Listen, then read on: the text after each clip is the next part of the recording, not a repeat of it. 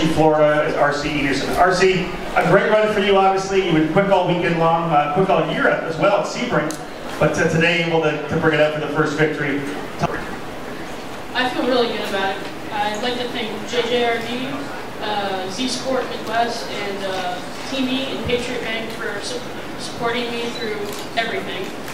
And at the start, I got past Reddick when I was starting P2, and he got caught up in the mess in turn 2, and I got passed by Cape's driver, Henrik, and from there, I just had to chase him down. He finally got in the draft, he got held up for the corner, got a good run, went 3 wide into 4, got past him, and just stretched the gap and just held my ground. And then when the yellow came out, I kind of had to run a defensive line for turn 1 until I opened the gap back up again, and then I just cruised to the finish. RC, thank you very much. Great job.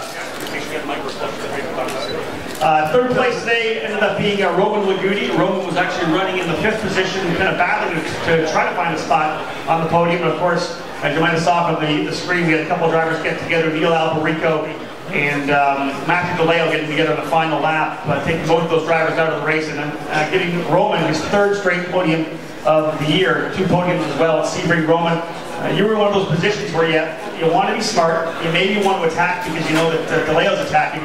This time you were able to kind of sit back a bit, you were patient, and obviously that patience paid off.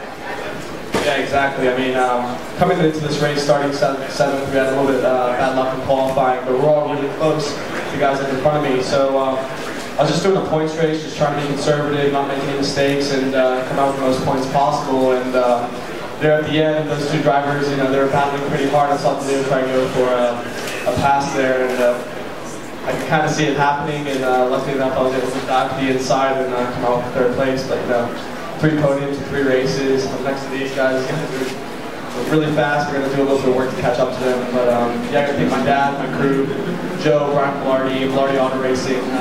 This is Joe's 3rd race as an engineer, 3 podiums in a row. So yeah, we're happy. Rowan, thank you very much. Well done. Moving over to the 2 drivers, 1st and 2nd right now. They're teammates in Cape Motorsports with Wade Taylor Racing. And 2 drivers we've seen essentially 1st or 2nd thus far this year. Spencer now with 2 victories. Matthew with the 1. We'll move to Matthew Bravo first. 2nd place today, Matthew. You gave everything you had at Spencer. You tried him a couple times. He obviously was defensive into turn number 1. You tried the outside and almost made it stick a couple of times. But not quite enough. Tell me about your race a little bit and your thoughts on finishing 2nd today.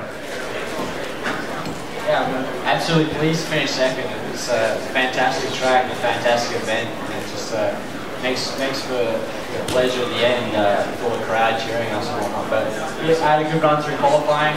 Learning the track was pretty hard. I've never been to this track before, but it's a nice track and it's really fun. Even though it's hard to pass on it, yeah, it's really a lot of fun. So, the racing was pretty hectic out there. We had cars going everywhere, and the slower cars, and they're really tough to get through. So other than that, me and Spencer both had a great race. Spencer, it was kind of like a rubber band effect through the traffic, you know. Sometimes Spencer would get it worse off, sometimes I would get it worse off. But yeah, I had one chance at the end there, yellow flag and the crash to get by. Spencer defended well, and it took me out of the right at the end there, so it was very good. Matthew, I want to ask you one question based on what we saw on the screen. It looks like after the halfway point, the car started getting pretty loose. Did you find that it started getting greasy out there because the car was sliding out on both entry and exit on a number of occasions? Yeah, definitely the track was heating up and it was getting a lot more greasy, and it just added to the effect at the end. It was just absolutely insane. There was cars going everywhere with dicing and out and just sliding around a lot. And it was very hard to keep it off the walls. I know I hit the wall a few times coming out of the last corner, which is a little bit scary, but yeah, it was definitely getting pretty hairy towards the end. Thank you, Matthew. And obviously, we're getting a good look at what this Mazda Road to Indy is all about. We're in the press conference here at Spencer Pigot's watching the Star Mazda race where he wants to be next year. So, obviously, seeing what's going on there. Spencer, congratulations on your 2nd win in a row. Probably going to put you to the point lead, I think, now by a narrow margin, but a good run for you.